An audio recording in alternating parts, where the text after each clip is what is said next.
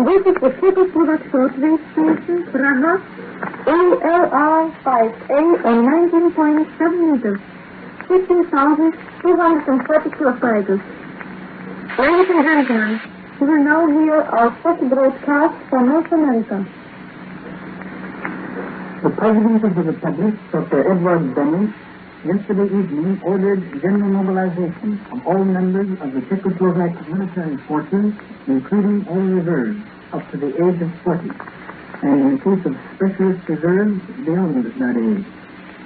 Yesterday, at about 6 o'clock in the afternoon, the British and French ministers had visited the Foreign Minister, Dr. Praha, to inform him of the contents of the conversations between Mr. Chamberlain and Chancellor Hitler in Gothenburg. Shortly after this, the President of the Republic, Dr. Beneš, received the members of the new government of General Syriza, the members of the retiring Prague government, together with the chairman of the Czechoslovak parties supporting the government. After discussion, it was decided that existing conditions in Central Europe required the immediate mobilization of military reserves. The decision for general mobilization was made unanimously and approved by the President of the Republic. This mobilization is directed against no one, but, as our authorities announced, is the result of the general unrest in Central Europe, especially on our borders. 5 minutes after the declaration of mobilization, which allowed those called up only 6 hours to report for duty, the streets of Prague were filled with reservists, hurrying to the stations or to military headquarters. Today there is an extraordinary bustle throughout the city. Every face expresses the determination to defend the independence of the Czechoslovak Republic to the last drop of blood. The emergency provisions of the Czechoslovak government are considered abroad, especially in France and Great Britain, as the necessary and unavoidable result of recent events. It meets with general understanding and friendly sympathy. The Yugoslav government has notified the Czechoslovak government that it considers it its duty to fulfill its obligations according to its treaty with Czechoslovakia. Romania adopts the same attitude. The French Prime Minister, Daladier, has announced that France would at once take all provisions necessary for giving aid to Czechoslovakia if our states are subjected to an unprovoked attack. France has already declared a partial mobilization. The Soviet Union has already notified the Polish government that it will repudiate the pact of non-aggression with Poland if Poland attacks Czechoslovakia. In London, various measures for security have been taken, affecting especially the British Navy.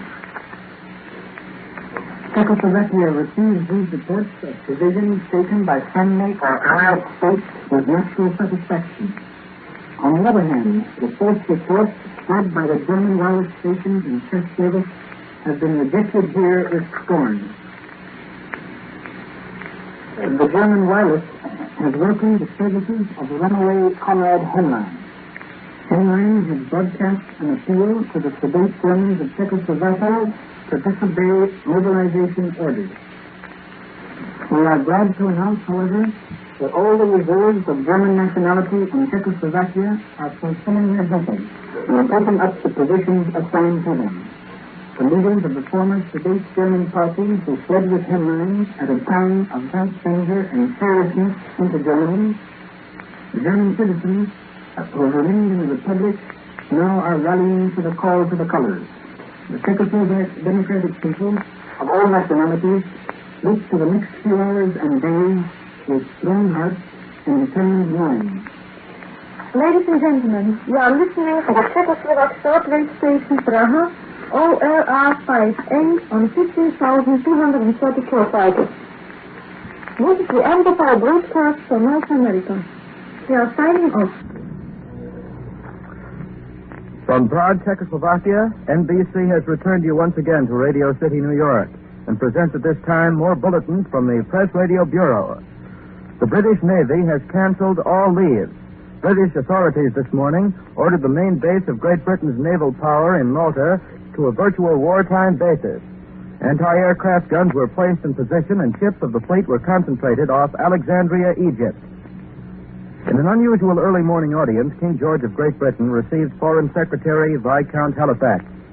The Foreign Secretary reported the night's developments on the European situation to His Majesty. Now it is our understanding, word has just been received, that either Berlin or Godesberg, Germany, may be standing by to present another broadcast for NBC listeners in America. And so we shall now attempt to take you to Germany.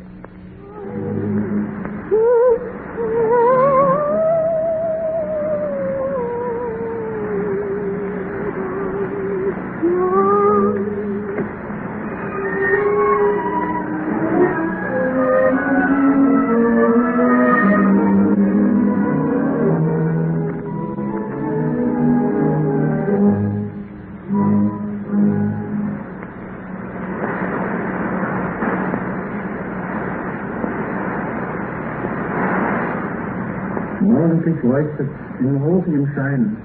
Hören weiter Preislied aus dem Meistersinger von Nürnberg von Richard Wagner. Gesungen von Helga Rossringe, begleitet vom Orchester der Staatsbühne Berlin unter Franz Alfred Schmidt.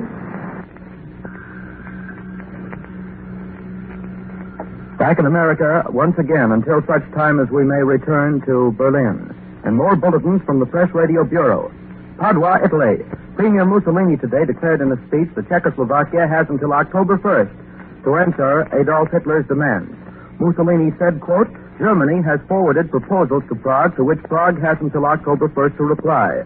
The Prague government has 6 days to find the way to wisdom, unquote. Il Duce, addressing 300,000 fascists, said it might be possible to localize the German-Czechoslovak war and then added, quote, however, some parties and other governments think it is time to settle accounts with the totalitarian states, unquote. Mussolini said that millions may be killed to support the lordship of President Beneš of Czechoslovakia. Then he declared, quote, I know all of you are ready for any eventuality. Prime Minister Chamberlain of Great Britain is on his way to London after talking with Adolf Hitler in Godesberg in an effort to preserve the peace of Europe. The British statesman, weary from long hours of tense effort and a final 3-hour conference with Hitler, put the problem strictly up to Czechoslovakia of finding a way to satisfy German Führer's demands. Just before leaving Godesberg, Chamberlain declared, quote, it's up to the Czechs. I cannot say it is hopeless, end quote. Throughout the night and early this morning, reports have been piling up of heavy troop movements in many parts of Germany, and the Czechoslovakia had ordered mobilization of 1.5 million of men. Meanwhile, the French government formally decreed partial mobilization of her vast reserve army of 5.5 million trained men. France, bound by treaty to defend Czechoslovakia if attacked, needed only mobilization to be on a complete war footing. At midnight, General Marie-Gustave Gamelin, Chief of Staff, conferred with Premier Daladier. Soon after the conference, the order of mobilization was issued. In all parts of the country, clerks, laborers, and businessmen put aside their civil duties, kissed their weeping wives, and hurried to mobilization centers. In Czechoslovakia, all trains were reserved for assembling soldiers. President Beneš ordered the preparations after Premier Silovy, the national hero of the Czechs, told his ministers the time has come for the Republic to defend herself. He said, quote, the most important and decisive moment has arrived. Success depends on all of you. Expend all your powers and your fortunes in the defense of the state, end quote. The nation was electrified by the announcement. Millions of Czechs had waited tensely for the statement and received it with enthusiasm. Men rushed from restaurants, leaving meals unfinished. Thousands of men, women, and children hurried through the streets where they stood for hours cheering departing soldiers.